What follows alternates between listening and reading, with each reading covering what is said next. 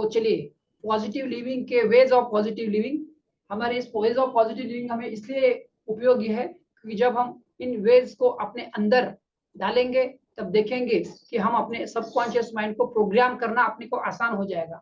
जैसे वॉचमैन या door keeper अपना बाह्य मन है, जिस अभी अभी जो आप मुझे सुन रहे हैं, तो ये बाह्य मन जिसकी ताकत 10% है, बट यही कैप्टन है। ये जो सिग्नल देगा, ये जो विचार अंतर्मन को देगा, वही अपना अंतर्मन ले लेगा। तो बाह्य मन को कैसे हम इस वेज ऑफ पॉजिटिव लिविंग से पॉजिटिव रख सकते हैं, इसको देखते हैं। तो ये नई 8 चीजें हम एक एक 1 बाय 1 देखने वाले हैं। तो हमें जानते हैं रोटी, कपड़ा और मोबाइल ये आज की नीड होगी है। उसके साथ अगर कुछ आगे नीड है तो वो नॉलेज के साथ हम जाने वाले हैं। तो मोबाइल अपना बंद करने वाले हैं। तो चलो मोबाइल अपना बंद है और पूरा सेशन सुनने वाले हैं। जीवन में आपको क्या चाहिए और क्यों चाहिए, एक सवाल है। मन में मन सोचिए कि जीवन में आपको क्या चाहिए और क्यों चाहिए। कोई बोलेगा, हर एक का अलग अलग आंसर होगा। किसी को गाड़ी चाहिए, किसी को बंगला चाहिए, किसी को क्या शादी चाहिए, किसी को, हर एक को कुछ ना कुछ चाहिए।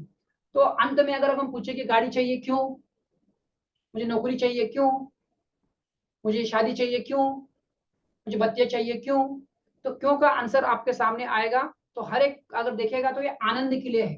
अगर मुझे गाड़ी चाहिए तो उसमें से आनंद चाहिए, मुझे अगर कार चाहिए, मुझे घर चाहिए तो उसमें से आनंद चाहिए, मुझे अगर बीवी चाहिए तो उसमें से आनंद चाहिए, मुझे बच्चे चाहिए तो मुझे आनंद चाहिए। पर यही आज का टॉपिक क्या है, आनंदी रहने के कैसे 8 सूत्र।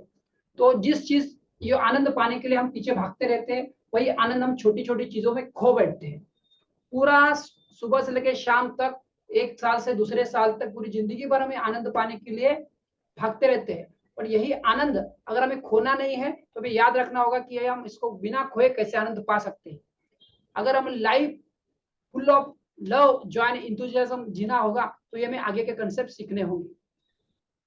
देखो, अमीर हो या गरीब, अगर आपकी सोच सही नहीं है तो क्या होगा। आज का विज्ञान ये बोलता है 90% बीमारियां है सोच की वजह से। नींद, तनाव, बीमारी, ये सब होता है। वो अमीर है या गरीब उस पर डिपेंड नहीं करता, ये है आपकी सोच कैसी है। क्योंकि बहुत सारे अमीर हैं जिनको ये समस्या से गुजर रहे हैं, और बहुत सारे गरीब है इस समस्या से गुजर रहे हैं। इससे कोई फर्क नहीं पड़ता आपके पास कितना पैसा है, आपकी सोच कैसे है। बहुत सारे जो गरीब है वो आराम की नींद सोचे है और वो स्वस्थ रहते हैं, और बहुत सारे अमीर है उनके पास बहुत सारा पैसा है, इनके कारण वो बीमारियों को फेस कर रहे हैं। तो ये एक चीज को हम समझते हैं। तो सबसे पहला आता है एटीट्यूड। तो एटीट्यूड हम बहुत बार सुनते हैं, ये एटीट्यूड क्या होता है इससे हम समझेंगे। एटीट्यूड यानी हिंदी में, हमारा हिंदी में बोलेंगे तो दृष्टिकोण। तो इसमें एक सिंपल सा एग्जांपल आता है एक गुब्बारे वाले का। एक गुब्बारे वाला होता है, इसको समझते हैं तो हम एटीट्यूड के बारे में समझेंगे। ऐसा बोला गया है कि आपका अनुभव ये 50% और एटीट्यूड 85% मायने रखता है आपके जीवन को चलाने के लिए। तो देखते हैं गुब्बारे के एग्जाम्पल से हमें एटीट्यूड किस तरह से समझ में आता है। एक गुब्बारे वाला रहता है, वो एक मेले से दूसरे मेले में गुब्बारे बेचने चला जाता है और उसका बिजनेस इस तरह से चलता रहता है। तो जब वो एक काम करता रहता है, जब भी उसका बिजनेस कम होने लगेगा, तो जैसे हमने फोटो में देखा कि वो गुब्बारा जिसमें हीलियम वायु होता है वो भरता है और वो गुब्बारा हवा में छोड़ देता है। जैसे वो गुब्बारा हवा में चला जाता है तो ऊंचा उड़ता है, और ऊंचा उड़ता हुआ गुब्बारा देख के बच्चे मेले में के उनको पता चलता है कि इधर गुब्बारा वाला आया है, और वो गुब्बारे वाले के पास आके गुब्बारे खरीदते हैं और उसका बिजनेस जोर से चलता है।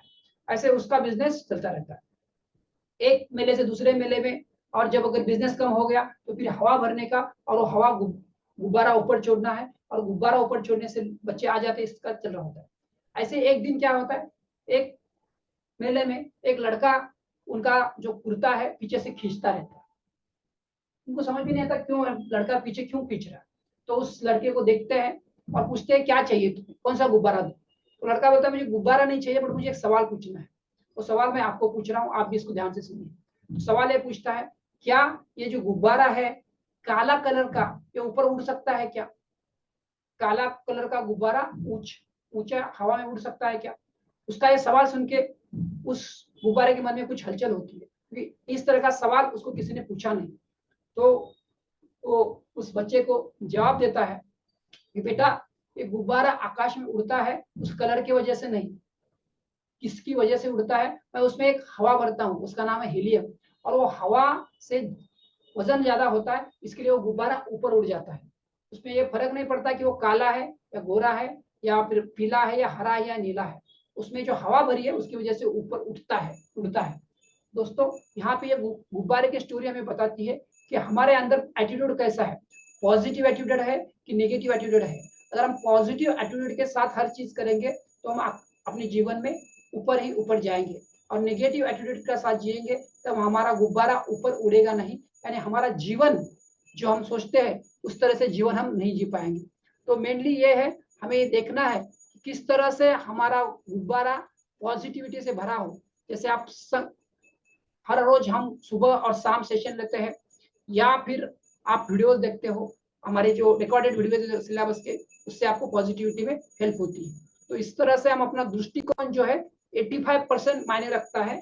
85% का दृष्टिकोण आपको पॉजिटिव रखने में हेल्प करता है, या आगे जीवन में बढ़ने के लिए हेल्प करता है।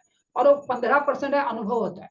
इसके ऊपर हम एक स्टोरी सुनेंगे, और एक स्टोरी इसके बाद जो है, वर्क कोई भी आप काम करते हो is equal to attitude plus experience, ये दोनों का कॉम्बिनेशन होता है।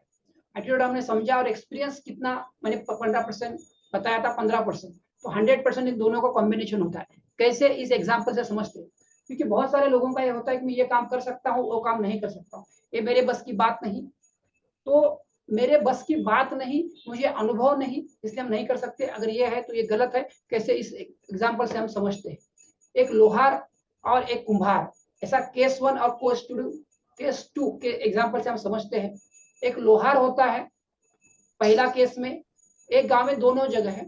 और पहला केस में क्या है, ऊपर जो दिख रहा है, लोहार जो है गांव का, आप जानते हो, जो लोहे से अलग अलग चीजें बनाता है किसान को लगने वाली। तो लोहार मर जाता है। लोहार मर जाता है तो कुम्हार के पास एक ऑप्शन रहता है। क्या ऑप्शन रहता है? कि मैं करूं काम लोहार का काम करूं, ये ऑप्शन रहता है। बट उससे क्या होता है कि वो ऑप्शन वो चुनता नहीं। क्यों नहीं चुनता? क्योंकि वो लोहार का काम है ना, जैसे गांव में होता है कि कम दर्जे का काम है। वो महीने का मान लेते हैं, अगर गांव की बात है तो महीने का 10,000 रुपए कमा रहा होता है, और उसके पास एक ऑप्शन रहता है कि मैं लोहार का काम भी चालू करूं, और लोहार का काम चालू करके 10 प्लस लोहार का 10, 20,000 रुपए कमाऊं।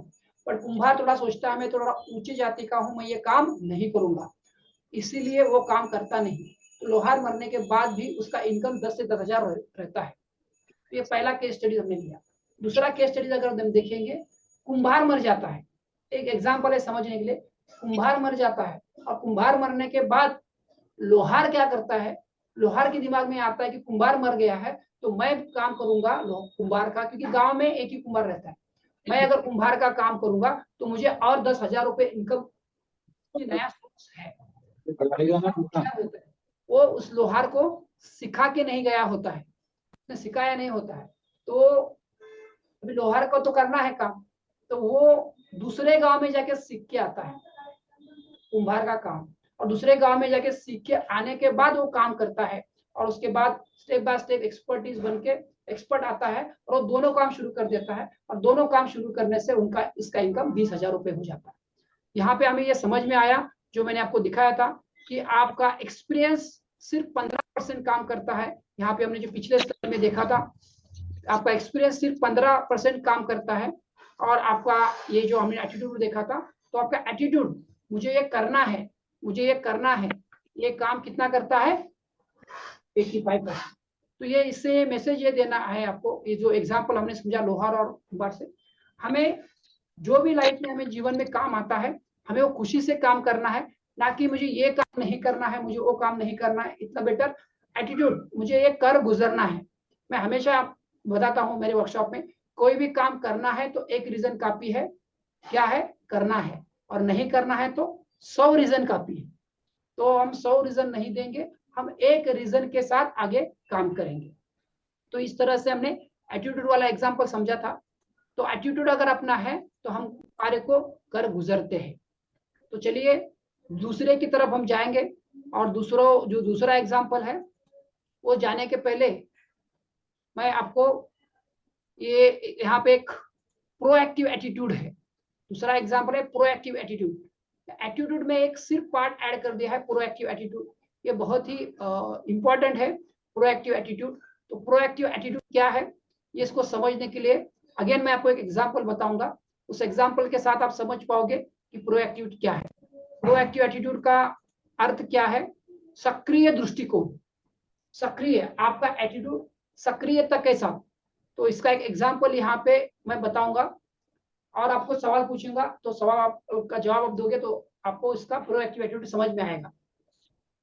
दो चाइल्ड है और एक फादर है, और वो आए हैं बस स्टैंड के ऊपर, और बस स्टैंड के ऊपर आए हैं। ध्यान से सुनिए इस स्टोरी को। इस स्टोरी के बाद मुझे आपसे कुछ सवाल पूछना है और आपका सवाल का जवाब मुझे चाहिए। दो बच्चे हैं और झगड़ा कर रहे हैं।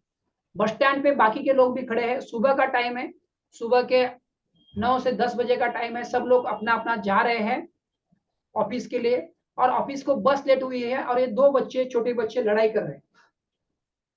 दो बच्चे लड़ाई कर रहे हैं, और जब दो बच्चे लड़ाई कर रहे हैं तो लड़ाई में उनका जो पिता है वो चुपचाप बैठा है। क्या बैठा है? चुपचाप बैठा है। अभी तक तो ठीक था, बट इस समय के साथ वो एक दूसरे को का शर्ट खींच रहे हैं, वो उसके ऊपर बैठ रहा है, वो उसके बैठ रहा है, ये यहाँ तक तो ठीक था। अभी इसके बाद वो आगे क्या गए, आगे एक बच्चे ने एक पत्थर उठाया और पत्थर मारा। एक बच्चे ने पत्थर मारा और वो पत्थर आप में से किसी को लग गया। क्या होगा? हम चुपचाप देख के बैठेंगे कि क्या होगा? यस, क्या? हाँ, क्या? बोलिए बोलिए राजू। नहीं क्या करें? सूट है। हमें गुस्सा आएगा, हम बोलेंगे क्या है, क्या चल रहा है ना, तो हमें बुरा लगेगा। और आगे जाके आप उस पिताजी के पास जाते हो और पिताजी को बोलते हो, अरे ये बेटों को संभालो। एक दूसरे को, अभी तो झगड़ा कर रहे थे, एक दूसरे का शर्ट फाड़ रहे थे, अभी तो पत्थर मारा, एक को पत्थर लगा है, और अब एक दूसरे को पत्थर लगते लगते इतना बड़ा पत्थर था कि उसका ब्लड आ सकता था, इतना बड़ा पत्थर था। और आप ऐसे बोलते हो तो पिताजी ऐसे बैठा है। अच्छा अच्छा, क्या बोल रहे थे आप? क्या बोलता है? आप क्या बोल रहे थे? अभी आपका क्या जवाब होगा? अभी आपका जवाब क्या होगा? अरे बोलोगे, अरे यार इतना तुम समय से तुमको बता रहे हैं, तुम्हारे जो ये है आ, ये जो चल रहा है, और इसमें तुम चुपचाप बैठे हो, तो आपको क्या आएगा? गुस्सा आएगा। आपको गुस्सा आएगा, टेंशन आएगा, स्ट्रेस आएगा।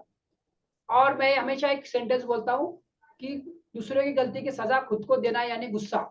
तो हम कहीं तो कुछ गुस्सा कर रहे हैं, वो पिताजी चाह रहा है कुछ नहीं करना, और हमें लग रहा है कि कैसे, अगर ज्यादा किसी को, अगर हमको ही पत्थर लगा होगा तो हम क्या बोलेंगे उसको कि अरे भाई तुम्हारे बच्चों को संभालना नहीं आता, तो तुमने बच्चों को पैदा क्यों किया, ऐसा बोल सकते ना।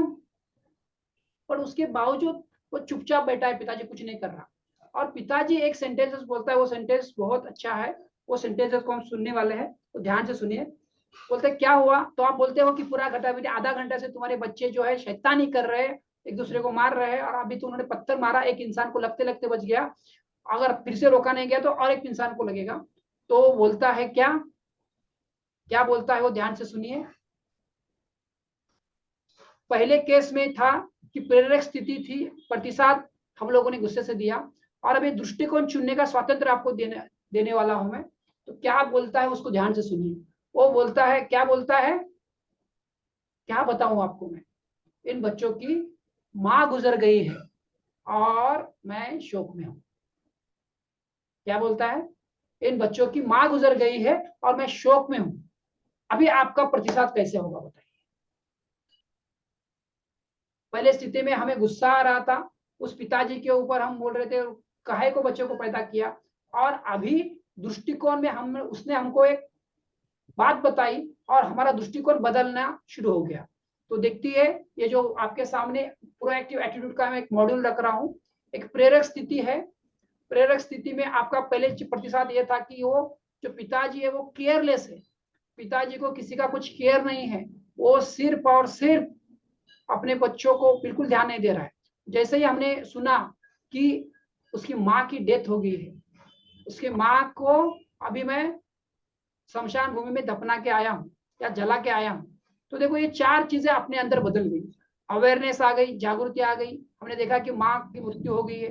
फिर हमारी कल्पकता, हमारी कल्पना ये बोलती है कि अरे मृत्यु होना मतलब खराब है। फिर अपनी सत विवेक बुद्धि बोलती है कि अरे यार इस इंसान के साथ तो हमें सांत्वना देनी चाहिए, ना कि उस पर गुस्सा करना चाहिए। और इच्छा शक्ति, हमारी इच्छा शक्ति बोलती है कि ठीक है यार, से बच्चों ने इतना गलती किया तो भी क्या हम उसको इस तरह से प्रतिसाद नहीं देंगे। फिर हम बोलेंगे चलो ठीक है कोई बात नहीं, हम आपके बच्चों को संभालते हैं, आप दुख में ऑलरेडी इतने दुख में हो, आपके दुख के साथ हम सांत्वना देते हैं, आपके दुख के साथ हम शरीक होते हैं। कुछ देर पहले जब हमें पता नहीं था कि प्रेरक स्थिति थी, इसको बोलते हैं प्रेरक स्थिति, हमारे उत्तेजित करते हैं, किसी चीज में एक्टिवेट हो जाते हैं तो अपना प्रतिसाद अलग होता है। और उसी प्रेरक स्थिति में अगर हमने चश्मा हरा पहन लिया तो हमारी प्रतिसाद बदल जाता है। क्या प्रतिसाद बदला? जैसे उन्होंने बताया कि इसकी माँ का देहांत हो गया है तो हमारा प्रतिसाद बदल गया, हमने जिम्मेदारी ली और उन बच्चों को हम सांत्वना की नजर से देखने लगे और हमने प्रोएक्टिव एटीट्यूड इसमें से सीखा। क्या है? I am responsible for everything. हमने इसमें देखा है कि चलो हम गुस्सा हो रहे थे, उसके ऊपर प्रतिसाद हमारा बुरा जा रहा था इसके, और दूसरे केस में जैसे ही हमें नॉलेज मिला हमारी रिस्पॉन्सिबिलिटी बढ़ गई और I am responsible for everything. तो प्रोएक्टिव एटीट्यूड मतलब क्या? सक्रिय दृष्टिकोण, यानी मैं सभी चीजों के लिए जिम्मेदार हूँ। पहले केस में अगर मैं उस पिता के लिए कुछ इल्जाम लगा रहा था, उस पिता के लिए कुछ भरा बुरा बोल रहा था, तो भी जिम्मेदार मैं था। और दूसरों केस में मैं पिताजी के प्रति सांत्वना दे रहा हूँ, पिताजी के प्रति अभी उन बच्चों के लिए मैं केयर ले रहा हूँ, तो जिम्मेदार मैं हूँ। जब अपना ये दृष्टिकोण सक्रिय हो जाता है, एटीट्यूड प्रोएक्टिव हो जाता है, हम लाइफ में क्या करते हैं, कुछ अच्छा होगा तो जिम्मेदारी हम लेते हैं, मेरी लेते हैं। इस एग्जाम्पल से दूसरा हम खुद को तरफ देखेंगे। लाइफ में कुछ मैंने इंजीनियर हुआ, मैंने ये सफलता हासिल की, मैंने कार लिया है, मैंने गाड़ी लिया है, मैंने बहुत बड़ा पद अहुदा एक्सेप्ट किया है, मैं वहां तक पहुंचा हूं, तो जिम्मेदार कौन हूं? मैं। जो भी अच्छा हुआ उसका जिम्मेदार मैं, और कुछ बुरा हुआ तो जिम्मेदार कौन है? हम दूसरे को दोष लगाते हैं, दूसरों पे इल्जाम लगाते हैं। हाँ, मेरे साथ जो भी बुरा हुआ, मेरे मम्मी पापा ने मेरे साथ ये किया, या मेरे बाजू वाले ने वो किया, या फिर हमारे जूनियर या सीनियर अपने कलीग पे माथे पर हम दोष गढ़ते हैं। हम या तो ABCD, ए अपना एटीट्यूड अच्छा नहीं है, प्रोएक्टिव एटीट्यूड में पता नहीं है, हम बी यानी ब्लेम करते हैं, ई यानी इल्जाम लगाते हैं, डी यानी दोष देते हैं, ई यानी एक्सक्यूज देते हैं, कारण देते हैं, और बोलते हैं मेरी असफलता कारण दूसरा कोई है। तो इसको हमें बदलना है। हमें इस एग्जाम्पल से समझ में आया कि हर एक चीज का जिम्मेदारी हमें खुद लेना है। अगर जिम्मेदारी खुद लेते हैं तो हम प्रोएक्टिव एटीट्यूड में जाते हैं। हर चीज का जिम्मेदार मैं हूँ, मेरी असफलता का जिम्मेदार मैं, मेरी सफलता का जिम्मेदार मैं, मेरी क्रोध का जिम्मेदार मैं, मेरी निराशा का जिम्मेदार मैं। क्योंकि जब आप खुद जिम्मेदारी लेते हो तो क्या होता है, सिचुएशन, घटना अपने हाथ में आ जाती है। और अगर हम बदलते हैं तो हम हर चीज बदल सकते हैं।